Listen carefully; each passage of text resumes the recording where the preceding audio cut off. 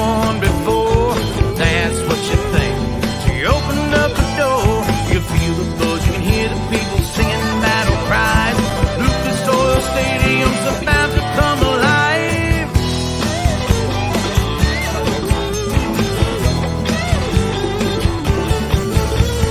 Blue and white jerseys, some old and some new, all gather round South Capitol Avenue. They come for the tailgate, some drive and some fly. Colts fans show up with fire in their eyes, yelling, "Go Host, go Big Blue!" We're in the stands, the tried and true, here to watch this football sensation. Come on, let's go, Colts Nation, the Colts Nation.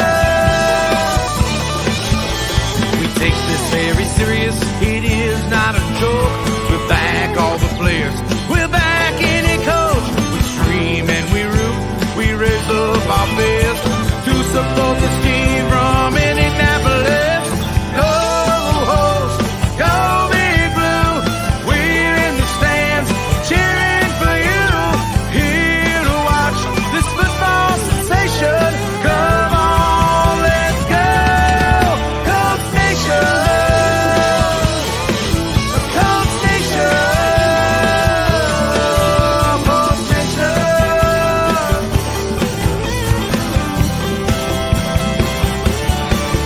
Screaming, go Host, go Big Blue, we're in the stands, the tried and true, here to watch this football sensation. Come on, let's go, Colts Nation,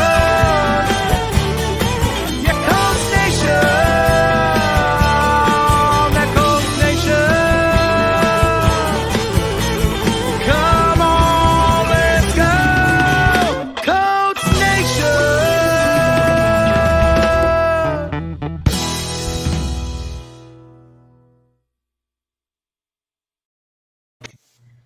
Boom, we're back. We've got Clyde all the way Live. another country tonight. Joining us, looking sharp, young man, looking sharp. Yeah, live on location, man. I'm happy to be here tonight. Good deal. You want to bring us in since we're Oh. down a Carvey? Okay. Give us your best WWE intro. Ladies and gentlemen, boys and girls, children of all ages, are you ready? Weak. You better get it up, son. That's weak. I as hell. said, are you ready? There we go. Introducing Big P, Young Chase Vader, your boy Clyde, not in studio tonight, T Frost, Big Country, and Carvey Jackson. But you know what it is. This is the Anvil Show. Bang that All right. bitch. Will's already given you 2 Omahas. Already? Okay. Well, while we at it, go ahead and follow us on all of our social platforms as you see below. We got Facebook, we got Instagram, Twitter, and YouTube. Get out there and follow us for all of our great content, information, and anything and all things Indianapolis Colts. Wow, I like it. Whatever, Will. Hey, man, I tell you what, Will's been holding down the fort for you, man, since you've been out on a 3-week vacation. Hey, man, look, okay? We're not going to keep talking about that, all right? Look, Hey, I told you. I know we're not going to keep talking about it because I've already gotten HR's ass about it. So Okay. it's not going to happen again. Yeah, facts. All right. Hey, we got a pretty fun show for you guys tonight. As everybody knows, on Tuesdays we talk nothing but Colts football. Nothing but Colts. And on Thursdays we open it up for the rest of the league. And what we want to do during this off season is kind of start reaching into other divisions, breaking them down, see how they did on free agency, see how they did in the draft, and start comparing notes to our Tuesday talks with what the Colts and Chris Ballard are doing. So Clyde, you got a particular team you want to start with, or Chase? Yes. Hell yes, I do. All right, Go ahead, now, Clyde. now we're only talking AFC South here tonight. I know what we're talking about, man. And I I'm mean, going to you start. down there on the beaches of Cancun drinking margaritas. I don't know But where this your is a mind steel is. trap. This is steel trap. I know what I got to do when it comes to the show. Trust me when I tell you. I believe in you then. All right, man. So here we go. So we're going to open this talk with the back-to-back division champions that are the Tennessee Titans. Ugh. So what the Titans fans will try to tell you, and this is where I want to start this, is that everything is happy and go lucky in the land of Nashville, Tennessee. I don't think so. Here's why I feel this way. If you don't know, they have issues when it comes to finances. They won't admit it, but they're paying Ryan Tannehill $40 million this year. In my opinion, that has something to slightly do with A.J. Brown maybe being extended, as well as, a few other players they end up having to let go, and they had to make some tough decisions. Now, like any quarterback who feels that they're the franchise, I think that when you draft a young kid, like they did, Malik Willis, that puts pressure on that already veteran quarterback sitting in the seat as if his time may be limited. And he made a statement. Did you guys see the statement that he made? Yes, he does not feel like he's obligated to help out Malik Willis. Teach. But if he learns from him, then all things well. To me, that's already a smoke signal that someone's not happy. And it was also a signal, in my opinion, that the organization felt, maybe like our organization felt within, that they couldn't win for the future, the longevity of time with Ryan Tannehill. And they made that commitment to him a few seasons ago. And then this is the money year, like literally the money year. Ryan Tannehill's getting paid like he's Brady with 7 rings or something, $40 million a season. It's insane. And you also got to take a look at what they miss with A.J. Brown. Now, A.J. Brown was a big play receiver, good speed, great size. He had his fair share of drops, but he also played with a lot of passion and a lot of heart. Last year, that experiment that was Julio and A.J. didn't work out, and they had already not, decided to bring Julio back, and now here they are losing their top guy. But they believe Treylon Burks is a little, I guess, the reincarnation of him. I don't believe so. I think the kid can be a solid receiver, but I don't think that you can, one-for-one guys, right? So there's going to be a learning curve. He's brand new, okay? So I feel like right now there's a little pressure there because they had a lot of good they had a lot of favorable matchups in the division as far as being better than the other teams in certain things. Wide receiver was one. Running back was one until the emergence of JT. Now you could say that, hey, they could be number 2 because I think JT is slightly better. Quarterback was one, even though Tannehill was, not that great, but with no Deshaun Watson in the division, he was clearly the best quarterback over the last couple of years, even though that's hard to say. And then they had the better defense overall. Though we created a lot of turnovers, I felt like on all 3 levels, they had a more solid defense than us. And we definitely know that's not the case anymore. So I really think there's a shift in power here. I don't see them going from 1 to 4, but I really think they're going to 2, maybe 3, depending on what Houston is able to do, because Houston is quietly putting together a team that nobody wants to talk about. But we'll get to them.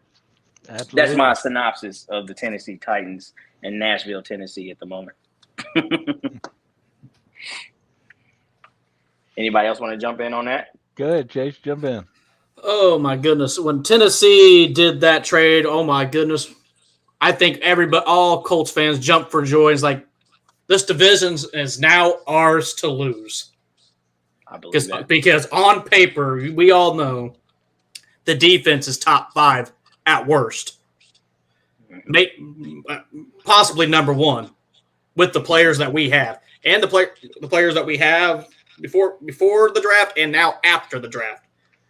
But, losing A.J. Brown was huge. Because all he really was saying is if he would have got $22 million a year, he would have stayed. They offered him 16 with plus incentives would have got it up to 20. So we're really griping over $2 million a season. there's got to be more than that. Mm-hmm.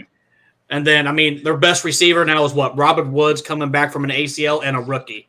And then you have Derrick Henry coming back from that injury, but now his backup is now the Michigan running back they just drafted, which I like because I was rooting to get him on our team as the third down back. But things happen. But I think Tennessee's in trouble because even Kurt Warner said Tannehill shouldn't have said stuff like that. Even Kurt Warner was like, if you want help, I'll offer to you right now. And that's a legend, a Hall of Famer telling you that. So Tennessee's been messing up left and right. So, and Tennessee, to me, might not make the playoffs. Oh. The way the AFC is, only one team in our division is making the playoffs.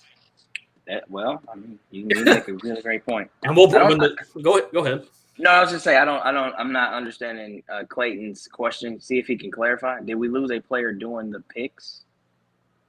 I don't know what he means by that. I mean, we didn't trade it. Clayton, give us some more info on your question. We didn't trade any players away. If you're asking that. Yeah, I didn't know what he was meaning. But we did lose a commissary pick.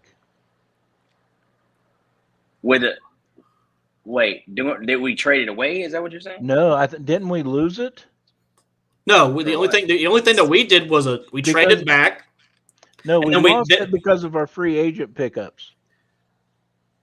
I think we lost it when we signed Gilmore, because you get those compensatory pick. Yeah, yeah. And depending on who you lose during free agency and who you pick up.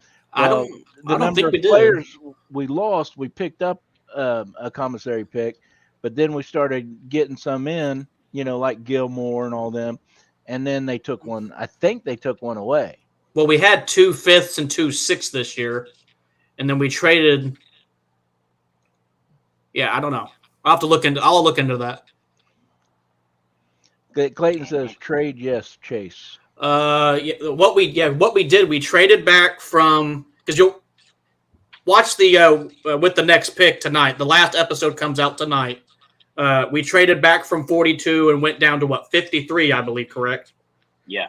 Mm-hmm. So 11 spots, and we still got and what they're probably going to talk tonight with. They were debating if they were going to take Jelani Woods or Pierce with that first pick in the second round. It was like 50-50, but you couldn't. In my opinion, taking Woods at 53 probably was a little bit steep. Taking a receiver first was probably the first thing to do. So, I mean, with Pierce 6'3", 220, and then Jelani Woods 6'7", 240, former quarterback, possibly run the Wildcat. Yeah. Oh my goodness, this is our division to win, and I can't wait till the schedule comes out, and I hope we get Jacksonville first. Facts. Get that monkey off our back. But no, I didn't see anything about us losing a compensatory pick, so I don't know. And I know I missed Tuesday's show and you guys talked about the picks. It really shows us what we don't know as fans or hosts of Colts Talk, because really as I still think about this, like, I know what we did when it came to Ritter, and I know what we did when it came to Pierce, like sending our people there to check them out. But I really just didn't know if we had him graded that high, and apparently we did. So we just got to live with that, right? I don't know. We'll see how it goes. Which guy are you talking about? Pierce. Like, I just didn't see him, because 53. I mean, that's, to me, there were still other receivers, but they had a profile for a receiver. So it's obvious they had a profile in the 6'2" range.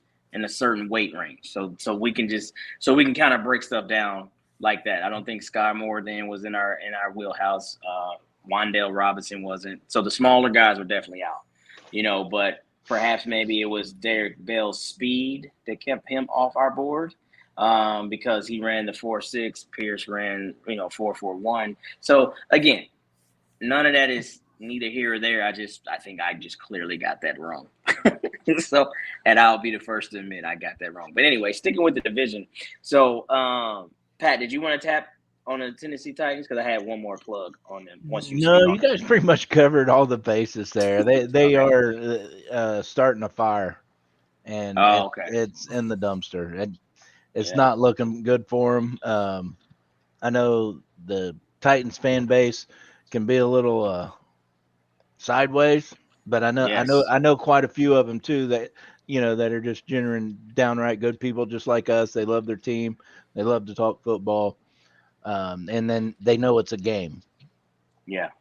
So Yeah. And I hate it for those people, not the other ones. Definitely love it for us because AJ Brown he ate us up every time we played. Was he the biggest? Was he the fastest? Was he the strongest? What did he have the most catches? No, no, no, no, and no. But could he break away from his defenders in the route? Absolutely, every single friggin' time. yeah. And Yeah. I mean, the guy is dangerous. So he had big games, big yeah, games against us. Yeah. getting him out of the division is like getting Deshaun Watson out of the division. Big facts. They're just playmakers that hurt you. Yeah, and that's what I feel like. I get it. Like people are attached to their teams, and yes, you have to move on. We lost Peyton. We had the early retirement with Andrew Luck. We lost Edgerrin James. The list goes on and on. And so as fans, you kind of take your lumps and bruises, and then you try to move on as best you can. But it's okay to be humble when you be like, "Damn, we lost a great player," and his replacement, though we drafted a guy, he might not be the guy. And I don't think a lot of Tennessee fans are being honest with that right now. They're not. They're in denial. Like, oh, well, he's overpraised his injury history. But 2 weeks before the trade, it was like, oh, A.J. Brown is a top 10 receiver in the league, and blah, blah, blah, blah, blah, we're going to pay Oh, him. they're gonna pay him. They're gonna pay him. He's not going Yeah. nowhere. Yeah, Yeah. he is. He's No, on. with the way this offseason has been, it's clearly okay to say nobody's safe in this league. Nobody. This has been a wild one. What's up, Ronnie? I will say this though, like I'm not gonna completely, beat them down, but I think if this draft class pans out for them overall, they had a really good draft. Mhm. I will give them that. With the compensation they got from the Eagles in that trade, they made some great moves. Hassan Haskins, I really believe in Malik Willis. He might be a project here and that. I'm not taking a stab at or a jab at him, but I think if that kid pans out, that's going to be a headache we don't want to deal with in the future. I like Haskins, like I said. I mean, I even like Burks. I just feel like putting the pressure on that kid as now you're the guy versus you're coming into a team is like, hey, there's a guy here. Now you're about to be that second piece. Like, it's a different feeling. Like if Michael Pittman would have walked into the door, let's say 5 years ago, and T.Y. Hilton's still at the top of his game, like his transition is much different than T.Y. is kind of on his last few legs, and now you're the man. And, oh, by the way, you're going into year 2 at the time. So that's kind of where I'm coming from there. But overall, I think they had a really good draft. So that's just something to watch in the future because this class might hurt us in the future. Well, I'm looking at Tennessee's draft class right now. I mean, obviously, Treylon Burks, is the replacement of AJ. And then the second round, Roger McCreary from Auburn. Yeah, corner. And then the 2 third-rounders, you got Malik Willis and offensive tackle Nicholas Petit-Frere from Ohio State. And then Hassan Haskins and everybody else after that. I don't know much except for Kyle Phillips, for receiver from UCLA. Yeah, I mean, but overall, like, those are 6 solid players. And they're 6 solid players that came out with a notable profile. So I think that's what you have to really hit on. Like, some of our guys don't necessarily have a notable profile. Now, I know everybody's like, you just absolutely like amazed that we got the class we got because of their RAS score. And that's amazing.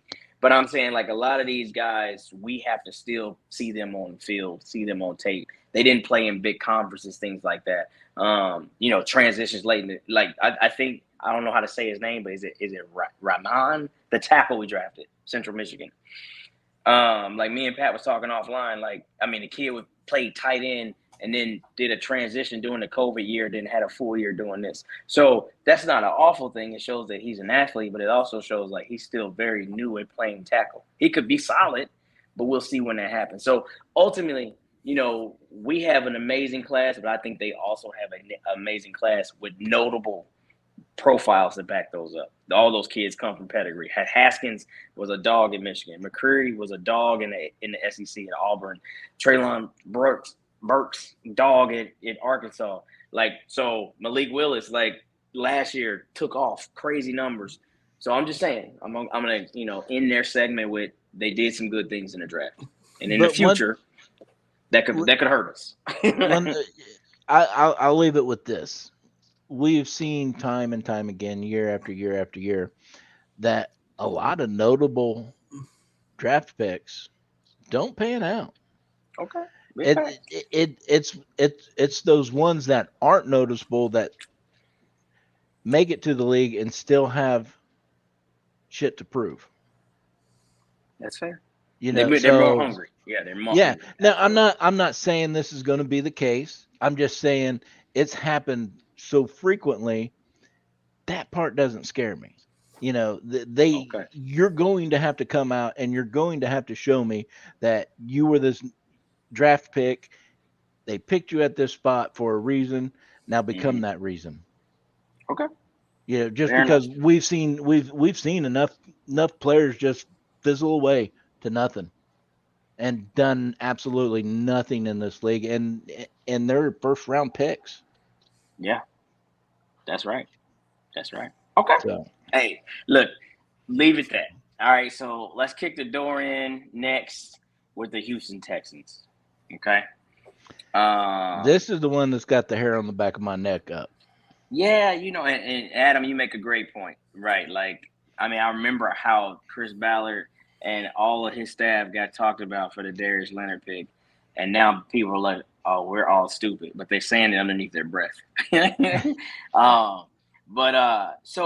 So first thing I'll say, during the offseason, right, it's always tough. And I don't know if anybody actually pays attention to other divisions, but I feel like there's always a lot of movement of players from one team in our division to the next. Not necessarily trades, but I'm saying, like, you remember how a few years ago Tennessee had like 7 of our ex-players or something crazy shit like that. And then we picked up a few Texans last year, and now here we are, we're losing a few Colts to Texans. And one of the biggest ones is Marlon Mack. That's going to kill me. It's going to kill me to see Marlo in damn Houston colors. That's going to really bother me. But, so you think about how they are trying to build their team and piece their team. They waited forever on the Deshaun Watson thing, and they finally figure out how they can move them, and they get a freaking just a gigantic haul from Cleveland to move them, and so they got him. And so now Deshaun's out of there, and he's like, all right, well, how are these picks going to line up? What are they going to do? How are they going to build this team? The very first thing they did, they drafted corner. Now, I think it's a lot of pressure for a team that, like, you need a lot of pieces. And to me, this is what's really wild to me. But to me, picking the lottery pick number 3, they felt that Derek Stingley Jr. was the best player available for a team that has many holes. Now, who knows, right? We just all shooting from the hip here. But, a lot of people say Sauce Gardner. A lot of people said him. Sauce played, in a different conference. He played in SEC. But even still, I just don't think that cornerback was their focus. I know they're going to keep their quarterback. They believe in the young kid. Mm-hmm. But, damn, like, no receiver upgrade? Because you really haven't recovered from trading, D-Hop a few years ago. Yep. And I'm like, this was a high receiver, draft. So, in my opinion, trade back, if anything. Trade back, get multiple picks, come out of this thing with 2 or 3 receivers early. So I thought, but who am I? Well, almost like what the Jets did. Yeah, and the thing is, we're not flies on anybody's wall in here. Yeah. So maybe they tried to trade back and do just that, and nobody was willing to pay their price. Yeah. Because some of the stuff that I was reading was. There was a lot of teams in the top 15 that was wanting to do the exact same thing, but nobody was paying that price. Yeah. And what you've seen with their draft, like, this is the thing that's scary, right? Like, when you have a defensive coach and he has no other know-how but to build his side of the ball first. And I feel like he believes that if I can hone down the defense and lock it in, and then the offense will come, because that's what he chose to do. He went, he got John Mechie later. I believe they got a tackle at 15, but then they went defense. Yeah, they went defense after that, like a lot of defense. Big time defense. And I'll tell you what, and and everybody can bash me if they want. I don't care. My skin's pretty thick about calling Chris Ballard my daddy. But look how he has built this roster and the balance that he did it in. You know, he balances offense and defense so well, man. I don't see any other team that's even close to having a total balanced team. Now, they might be fantastic on offense, or they might have the number one defense. You know, da da da da da. But the way I'm looking at it on paper, we're up there on both offense and defense. And You know that's because of that balance mentality that he has. You know what's wild too, and I'm speaking on the Chase jump in on the Texans, is I don't think Chris Ballard would ever maybe admit to this, but I almost think like because scouting isn't like he said before, scouting isn't like, oh, the season just ended, let's start doing our work. Scouting is all year, all the time. And though you can never like figure out exactly where you may land, I would be actually very confident in saying that I feel like Chris Ballard maybe like he looks at drafts ahead of time and he's like, I need to know all I need to know about this kid, like during this season. And if our numbers line up next year, we might take that guy. Because there's no way you can build an entire team in one draft. But I feel like these pieces that he wants, they don't discover those pieces in, let's say, December of that year. They might have been looking at that kid when he was a junior. You know, we love Senior Bowl kids, right? Oh. So that's the key. You got to be an upperclassman to even go to that. So I feel like he's looking at people. Perhaps the way he spoke on Cincinnati the entire Cincinnati roster, the way he spoke on that when he was giving his presser, he could tell like he'd been watching these kids for years. Like he talked about Luke Fickell Sure and did building that seem like program. it, didn't it? Yeah. So to me, it's like, yeah, maybe Alec Pierce isn't the guy that's first on your board in last year's draft if he decided to come out. But I've been liking this kid, and I know what we have in our locker room already. Maybe that kid falls to us next year. I think Chris Ballard sees the future like that. I wouldn't be afraid to ask him that. I just don't think he'll give me because it almost is like you're not going to tank or no crazy shit like that. But you just know where players can fall for you and how you can constantly keep building your roster, knowing that, hey, I'm going to have a good team. I'm going to have a good solid year, but I still need to continue getting better. And I think we look at players and kids that way versus like who's the hot commodity coming out in the first round. Well, a prime example of that, Clyde, is Jonathan Taylor. Oh, fuck yeah. He's flat out come out and said, hey, I've been watching this kid for years, and I've loved him since day one. Yep. Yeah. So yeah, absolutely. He's watching, sophomores and juniors right now. Yeah. And seeing what they're doing, keeping up with their stats, keeping up with, Absolutely. their on-field, off-field. Yeah, absolutely. I agree with Adam's comment because I was getting ready to bring this up. They've been watching Ogletree for the past couple of years because he was a receiver, transferred the tight end. And Ogletree was really upset that they drafted Jelani Woods because he thought his dream to come to Indianapolis was over. And then he got the call because Indy was his number one spot he wanted to be. He's got to earn it because we all know the top three tight ends are Mo, Granson, and now Woods because all those three are going to fight for the number one spot. I mean, Ogletree could be that fourth tight end if we keep four. Which is rare because I've never really seen a depth chart have more than three. But we'll see. I mean, you don't know because, hell, I feel like we're going to have to – usually you carry, 6 receivers? So there's going to be some tough choices at receiver. Right. Because I don't think we're done. I think we might add a vet. If we add a vet or even like a TY re-sign, you're really looking at 4 through 8 is a scrap, like a scrap, So and that's what I say. And I tell you, people poke the stick at Ballard and do something during free agency, but every year that he's been here, it gets harder and harder and harder to make this team because talent keeps going up, up, up, up, and up. And that is a beautiful thing for us as Colts fans. Boy, and the philosophy, though it is at times as a fan hard to get on board with, because I mean it's a slow process, right? It's almost like if you raise a child, like we don't want them to blink. We don't want to blink and be like, damn, my kid was 2, now they're 16. You want to watch them grow, and like, but as a fan of a team, we don't have that same patience to watch them grow. We want to see them go to the Super Bowl every year, right? But you have to F be them realistic picks. and F think them like, picks. Win now. Win now. I wonder who's been saying that. oh, and it's like, it is wild because like when things started to come to fruition, and we still have not had the first snap of the season. We haven't dealt with, the normal things that happen in training camp and injuries and all that. We haven't dealt with any of that. But on paper, this team is mighty, mighty good. And the sexy names that you might have felt that we needed in certain position groups have now just look different because we have a very notable name at quarterback. So it's like, well, shit, maybe we didn't need this guy and that guy. And now we'll see, like I said before, how good Matt Ryan can make all these other guys look. And that's why it's going to be tough.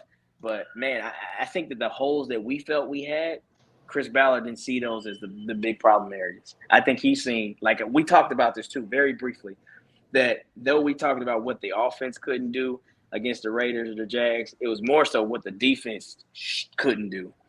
Because I felt like the offseason focused on the defense heavily. Like, look, you guys were the heartbeat of this team, and nobody wanted to say that until everything imploded and we kind of watched all things happen. It was like the defense was lackluster.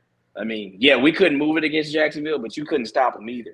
But you could see the mood change those last couple of weeks. Even Darius said he lost his love for the game. Yeah, he was going through some stuff. He was going through some stuff with family.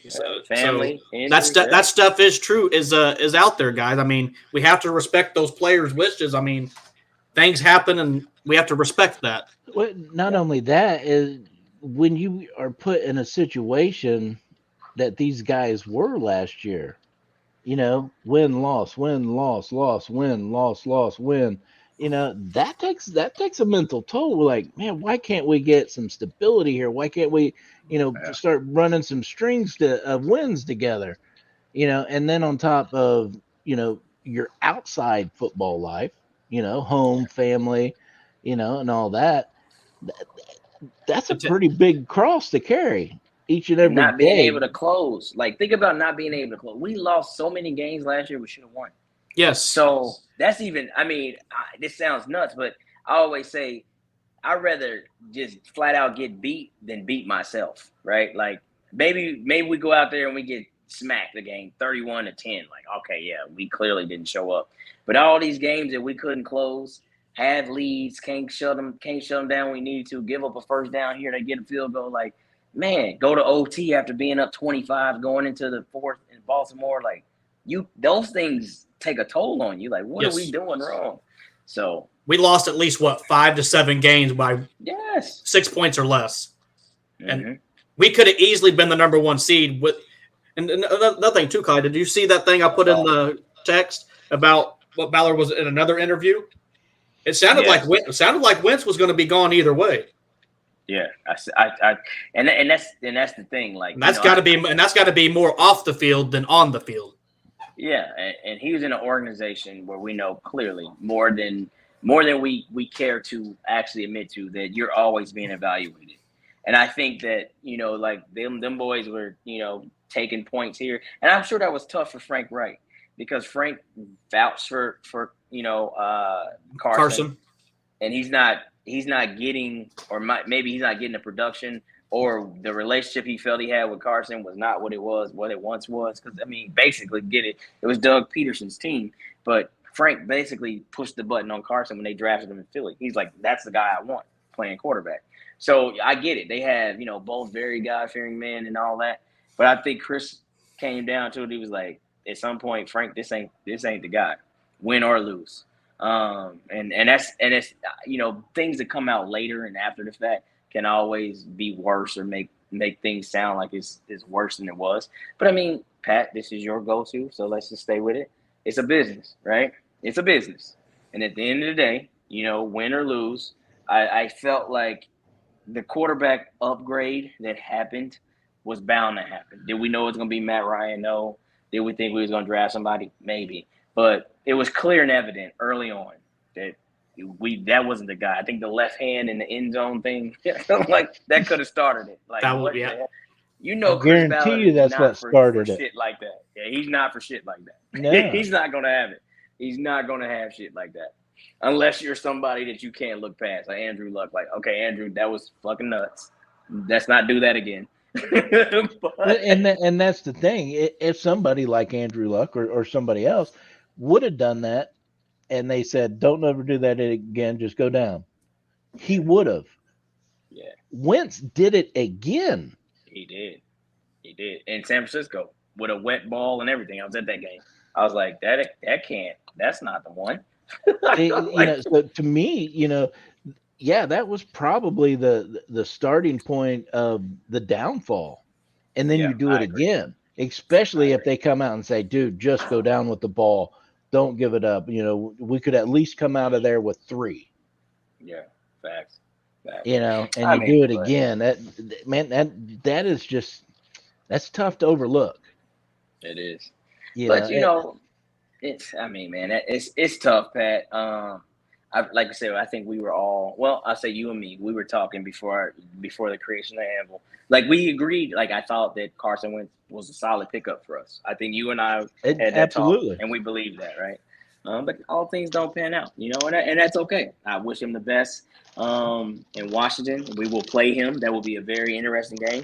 He comes back to Indy this year. So that'll be a very interesting game. But I know we started this segment with the Texans, so we apologize. But with the Texans, honestly, I feel like they're still leaps and bounds away from being a team that actually really has the ability to take the division again.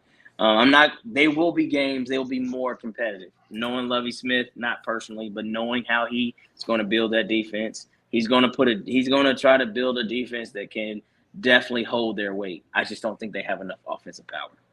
That's just my thought.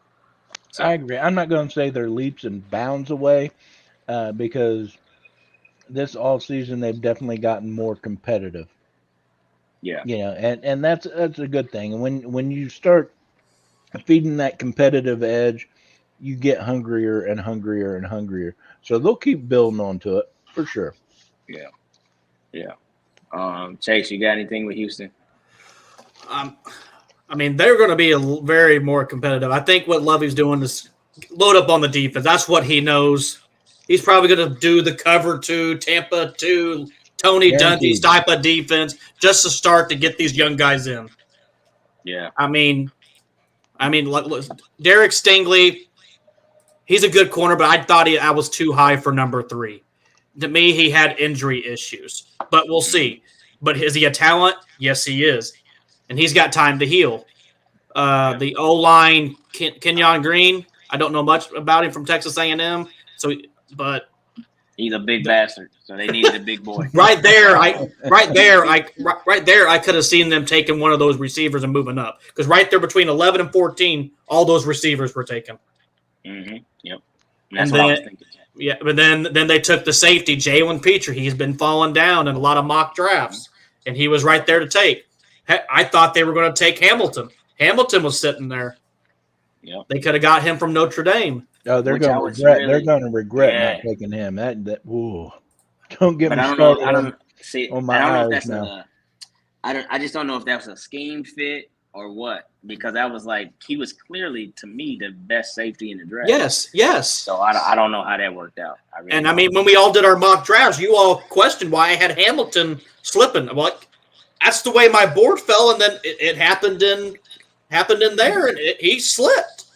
Yeah, the receivers. Once the receivers started, everybody got like receiver happy, and people were moving up. I mean, like I told Will this draft night. We were talking in a text group, and he was like, "Man, we never draft receivers. We gonna take defense," which they did.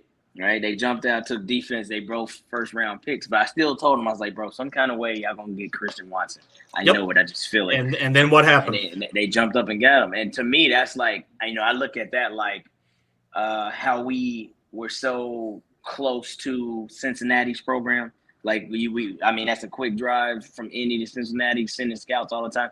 North Dakota to Wisconsin, like, come on. You know, like, I know the Wisconsin scouts, you know, for Packers are just all over that, right?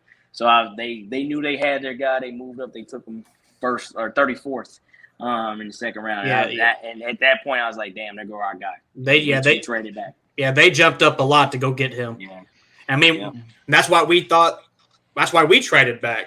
We thought Watson was our guy, but apparently not. But trading back when P was in that conversation on a show asking that question, trading back was the ideal spot. So they can get because they thought the bulk of their draft was late second to early fourth. Those were all their players were at. I'll give them that because they got to say the right thing. But damn it, if Christian Watson was there at 42, we was taking his ass. I don't care. I would hope so. I don't care. I don't care what they talk about. I would hope so. And look, and Justin and Will, they're both Packer fans. I'm telling you what, that kid is going to be special. He might not come out of the gates, you know, burning all hell down, but I guarantee you, within a couple of years, he will. And everybody's going to be thinking, damn, we could have got him. Damn, we could have got him. Look, and they're going to be pissed. He's not, okay, just bear with me. He's bigger than Devontae Adams. He's faster than Devontae Adams. Devontae Adams a better route runner than him. But Aaron Rodgers is getting the same type of guy. Like, you know, Devontae don't have to take the top off because he's so good in his breaks and things like that. And then when he gets in front of you, he's got you. But Christian Watson, if they can just get some chemistry, Lord have mercy. I mean, that is fearful, bro. No. I ain't say he's not better than Adam. No. All I'm simply stating is he's bigger, like size-wise. He's 6'4", Devontae 6'2", 6'3"-ish. He's faster. Very, very much faster than Devontae Adams. Devontae's a better route runner. But I'm saying if Aaron Rodgers gets a chemistry like he had with Devontae Adams, that's going to be a problem. Christian Watson is that good, in my opinion, even though he's coming out of an FCS school. If they get that chemistry early, he's going to be a problem year one. Yeah. Absolutely, now, like I said, will he be burning all hell down? I don't know. It's a possibility because he's that damn talented. But it does take time, you know, to learn what you have to learn at this level. True. And to me, that's what's going to set anybody apart away from these rookies, just because they've got more time at this level.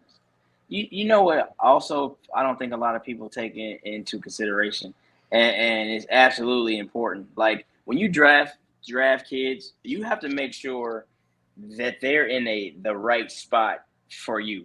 And the reason why I say that is you take a guy like Christian Watson, right? Christian Watson played in North Dakota State. It's cold as shit there, right? It's cold as hell in North Dakota.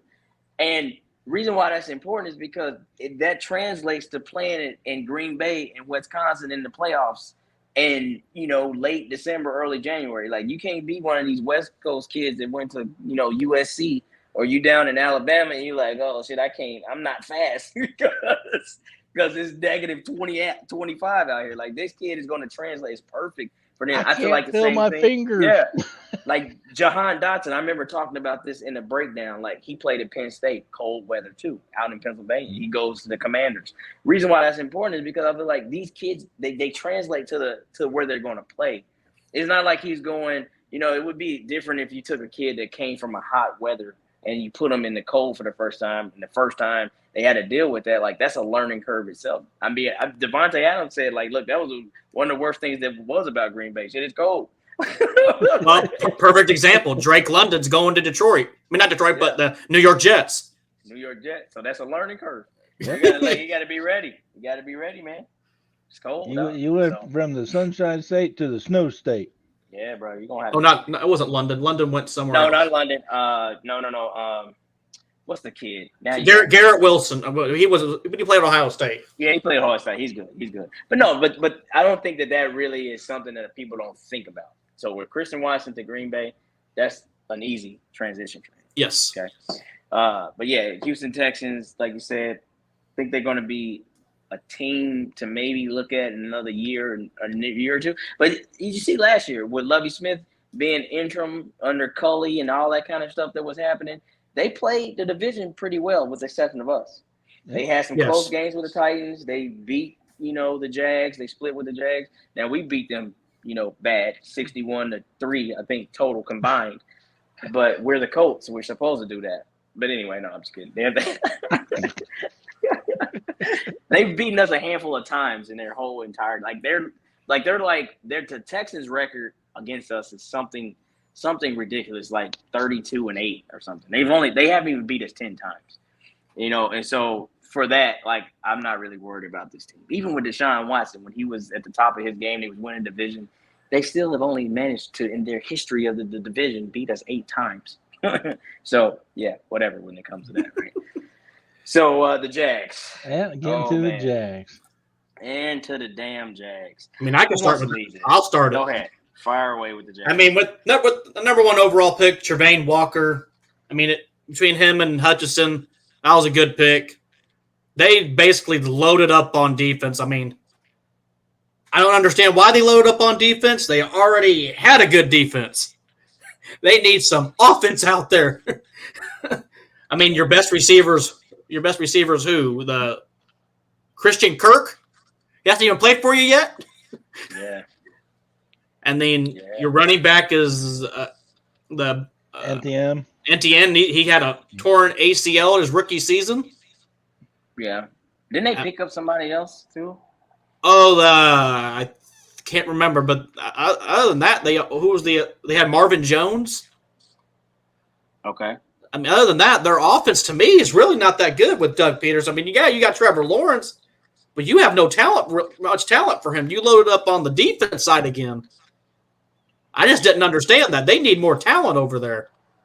Corner, linebacker, edge. You got a running back named Snoop Connor, and then a center named Luke Fortner from Kentucky. Other than that, Jacksonville's going to be back where they always are. They're going to be at the bottom of the division playing with Houston and Tennessee. Now, they might be the first team in league history to have 3 first-round picks back to back to back. Oh, that never happened before? I don't believe so. I think a team getting back-to-back first-round picks, there's only been a handful, but I don't think anybody's done 3 years in a row. Yeah. And I'm looking at I know just running off everybody you said, it's like they took one offensive guy and it was a running back. That's what I'm saying. They took a center and a running back. I mean, other than that, they really don't have much to do, much at all. And again, maybe this is maybe this is also their way. And I feel like it's a copycat league, right? Like everybody's watching somebody, and then you're probably watching people that are closer to you and how they build their team. And as you think about it, now let's just be honest, the Colts really didn't have any sexy player names until you could say Michael Pittman and definitely now Jonathan Taylor underneath Chris Ballard. We ain't had no sexy names on offense, right? Really, we didn't. So it's in our division, what do we probably need to do to compete? Well, I just need to be able to win division games. And what's the best way to do that? Be able to stop division rivals and opponents. And so, hey, maybe that's the proof in the pudding. Let's just build defenses, because if we build a defense and we get, enough wins here, we're going to win our division. We're in the playoffs. You win your division, you're in the playoffs. We have breaking news coming in. On the show, everybody on the panel's been Omaha. Our friends in the chat's been Omaha. And for the first time in Anvil history, does an entire team get an Omaha? Thank you, Will. Thank you, Will. That's hilarious. You go Omaha and the whole squad. It's hard to laugh at that because they beat us, bro. We get an Omaha for losing then. Shit. Oh, God, yes, we did. And Jim Irsay was asked about all that on Pat McAfee's show. I mean, a lot of people some players actually had to have counseling sessions maybe. Well, I know Grant Tannehill had to have a counseling session. He admitted that. I mean, things happen. I mean, I don't know. I mean, This is crazy. I mean, I looked up Jacksonville stuff too, guys. They signed tight end Evan Ingram. Yep. They signed the right guard Brandon Shreve. They didn't do, except for Kurt, they didn't do too bad in free agency. They picked up Zay Jones. Other than that, their running back is still Robinson. I mean, they don't really have much. They have some talent, but it shouldn't be enough to beat you. Shouldn't is the key word, but that's why you play the game. No, and what's wild about that, like, just not even being funny, is nobody ever wants to admit it until it happens. Any damn given Sunday, right? And that was clearly what happened in the last week of the season. Any damn given Sunday, any one of these 32 teams can put up or shut up. And usually when that happens, we all want to look at records and all that, but these are still professionals. So to stay in the lane of the Jags are improving and what they did on the offseason is one thing, and then just to understand that was one damn game. Now, we have a history of always having that one damn game against them every year for the last 7 years or whatever it is. So hopefully we can get that off, out of the atmosphere. But when it comes to their team, like, this sound cocky, and it's not meant to be, but it's like on paper, none of those teams ever seem fearful to me. Like, I feel like we should sweep our division every year. Now, the likelihood of that probably not going to happen. But other than a player here or there, like, okay, Derrick Henry when you're playing the Titans, okay. But there's no dude on the Houston Texans or the Jacksonville Jaguars would be like, oh, that guy. Like, no, that's not there. D-Hop's gone, Deshaun's gone, but some kind of way you always seem to watch the Colts play all of our division opponents with this like we're uptight, like we can't really stretch our legs. Now, last year we did stretch our legs against the Texans, but the other games, it's just like, why can't we just put these dudes away? We're a better squad. It just looked like we were playing down to our opponent. Yeah, because the other games, the Tampa Bay game, we up. Baltimore, we up. The high-profile games that were on national TV, we're up. We're up, even being down the players we were on Christmas Day, being at that game, I never felt like we're going to lose this game. I never did. And we end up winning it, But it's just like, now go beat the damn Jaguars and go to the playoffs. And it's like, oh, we don't know how to hike the ball no more. But nobody knows how to catch it. Like, I don't know. We forgot how to tackle.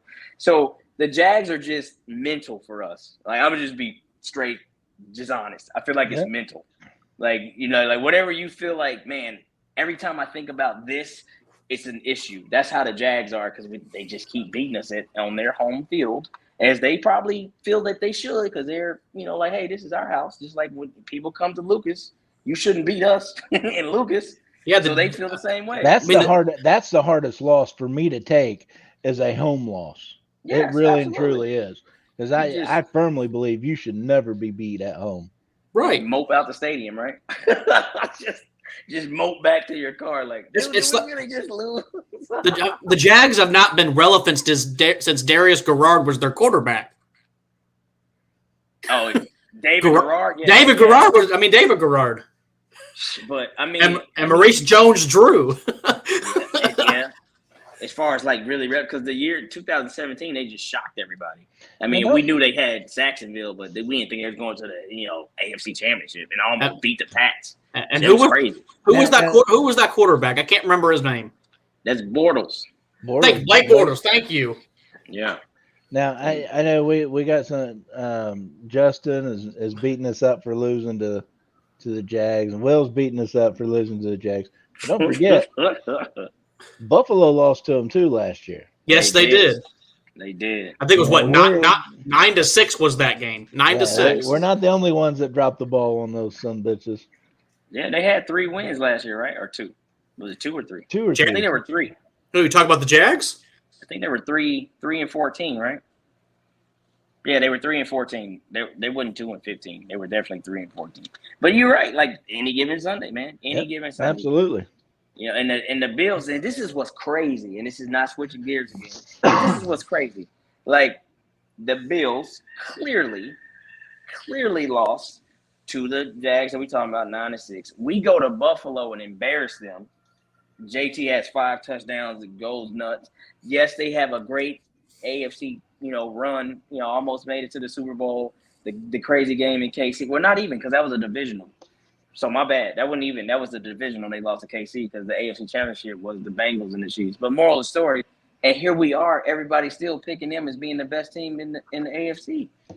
And I'm like, what? Like, the Bills are not even better than us. And I know Kansas City took some L's, but they probably ain't better than them either. So, well, he said that's a great movie. What's a great movie? What I missed? About Jacksonville kicking our ass. Oh, this fucking guy. Me and my buddy Ricky Cheney, he watches the show. Go ahead. Clyde, you're getting real dark in there. What you trying to say, Patrick? The light. It's the lighting. Without being racist, turn the damn light on. Where's HR at? Nah, hell no. HR on the phone. Down there and stuff. But yeah, I was talking to my buddy Ricky before we got on the show. He's a fan of our show. We were talking AFC wise, and we were talking about, he's a Bears fan, so I took his take on the Bears. We were saying, like, don't you guys play the AFC West, the NFC East here? Like, yeah. But look at this. The AFC West has to play each other twice. They're going to beat each other up. The AFC North, they're going to play each other. They're going to beat each other up.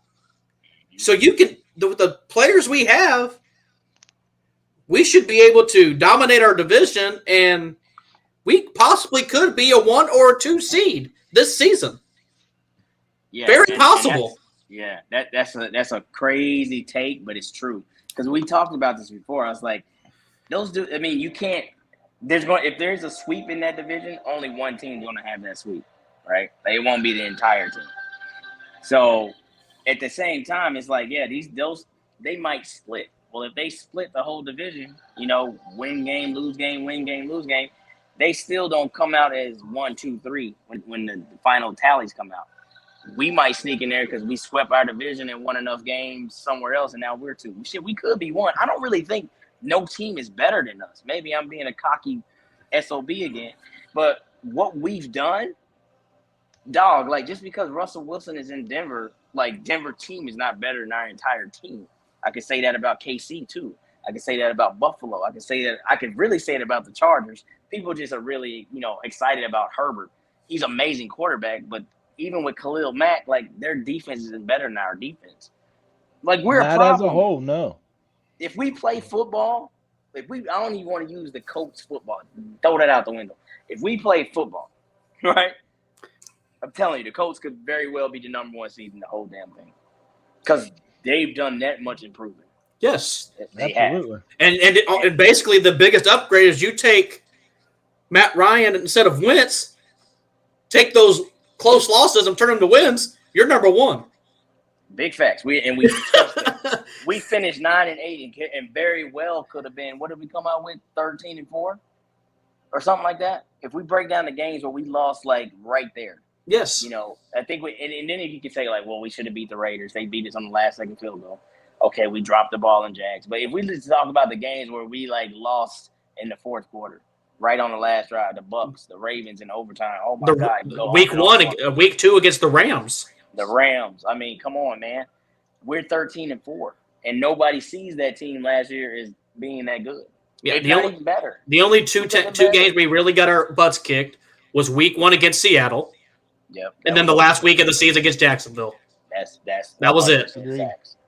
That's 100%. And no one's saying that team was a 15-2 built team, but they were coached well enough, and they played well enough at times to end the season 15-2. Now that's a scary thought, knowing how many holes we had, and now Chris Ballard is plugging them holes. Yep.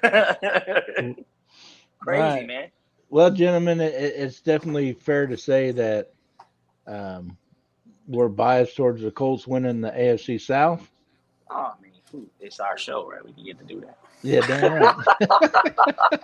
Tell them, Clyde. Tell them whose show it is. Our shit. The Anvil. Bang that bitch. But hey, we're running short on time here. I gotta keep our times better because we've been going over our podcast allotment for the month. And it's been costing extra money. So we're gonna break it down into final thoughts. And Clyde, since you took a vacation from your vacation to get your ass back to work, we're gonna give you first final thoughts. All right, man. First, I got to say to everyone that's tuning in, I'm sorry I haven't been as available as y'all know I am. I pride myself on being consistent, but life has been blessing me right now. Here I am spending this amazing time with my wife and some friends out here. I've had a chance. I just turned 40 a week and a half ago, and this started as an amazing year thus far. So, yes, I might miss some time on the show, but that don't mean that I'm taking away from the show. These guys do a great job without me. I watch every podcast, Omaha, when I'm watching it, talking to them and everything. So I'm sorry I haven't been here all the time. And I do plan on the future having a little bit more vacation. Pat might try to fire me, but he can't. He needs me. But I think I'm not HR, so I can't fire you. I thank you guys for still supporting the show, being patient. And I'm going to try to get back to the regularly scheduled program here soon. All right, we got a request. They want to see your view of It's Mexico. dark now, man. Let's show them something. It's dark now, but this is out on my window. I can't show you the bedroom. My wife is in there taking a nap. But Man, that's green screen. You ain't even in Mexico. You ain't I even am on in Mexico. vacation. What you mean, man? That's a green screen. Nah, man. All right, y'all keep talking. I'm gonna take y'all outside. All right, Chase, give us your final thoughts. All right. Go with the same thing I always do. It's always a blessing to do the show every Tuesday and Thursday with you guys. My wife enjoys when I get this time. I get to talk about sports every week. But and me? Yeah, we see you. Okay. But I did have some news today. I told P and Clyde before the show.